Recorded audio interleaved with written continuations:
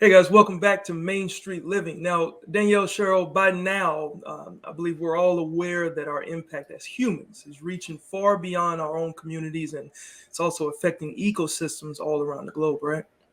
Absolutely. Between the warming climate and seemingly endless plastic waste, plants and animals around the planet are feeling the effects of their human neighbors. Yeah, and I had the opportunity, thanks to a grant from the Society of Environmental Journalists, to follow scientific researchers in New England who are researching the impact climate change is having on the already endangered population of North Atlantic right whales. Here's part two of my story. Last time on Main Street Living, we began to look at the impacts of climate change on right whales. Today, we will dive into that a little deeper and also share some potential solutions. The public can help too, and all it takes is submitting a simple photograph or video captured or seen on social media to the New England Aquarium.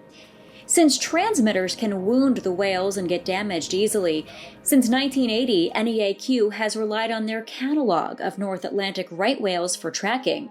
If researchers can identify individual whales, they have a better idea of an individual's health and how migration patterns may be changing.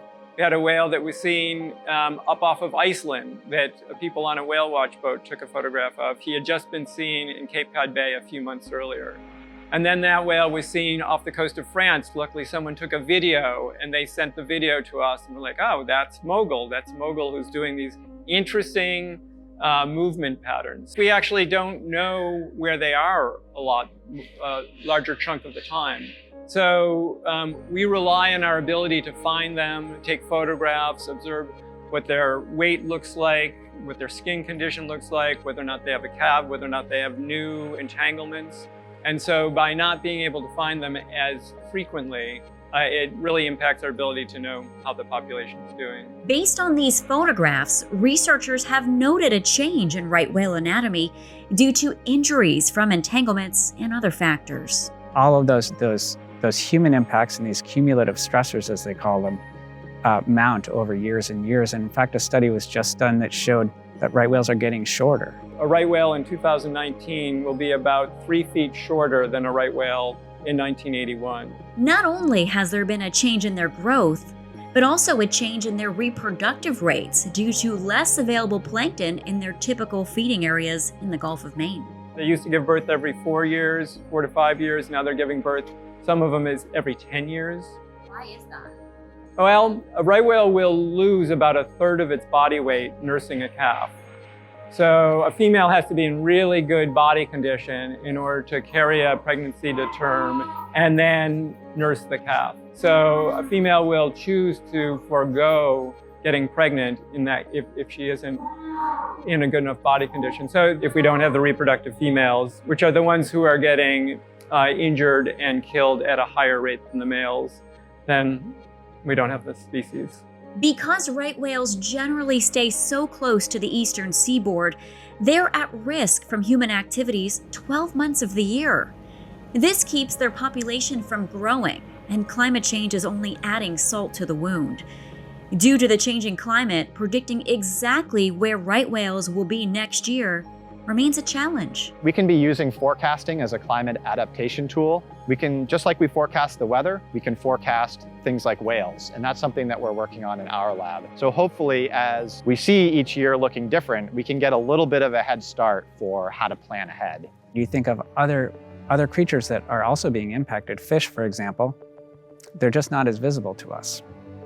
The ocean itself it's a very, it's like outer space. It's such a different environment. It's really hard for us to wrap our minds around what's happening under the surface.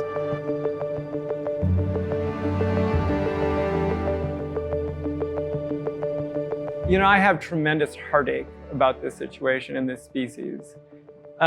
It's not even just a species that's going extinct. It's individuals. It's individuals that I've seen, from when they were calves grow up and then give birth to their own calves.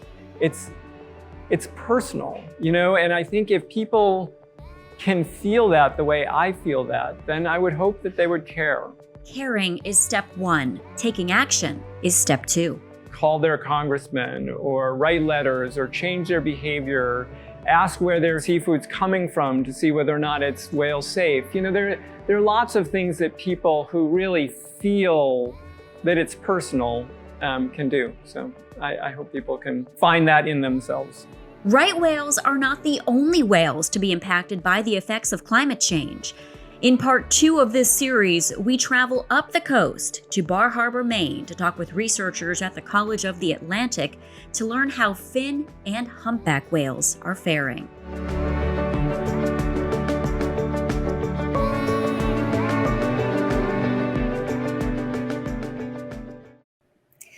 All right, guys, I want to point out that if you or anybody at home watching happens to spot a right whale, NEAQ asks that you submit any photos and videos to rwcatalog.neaq.org so their team can identify and track individual whales. And also remember that it is illegal to approach a North Atlantic right whale by boat, plane, or drone within 500 yards without a permit in U.S. waters and 100 meters in Canadian waters. And we'll have my final installment coming up next week about humpback and fin whales.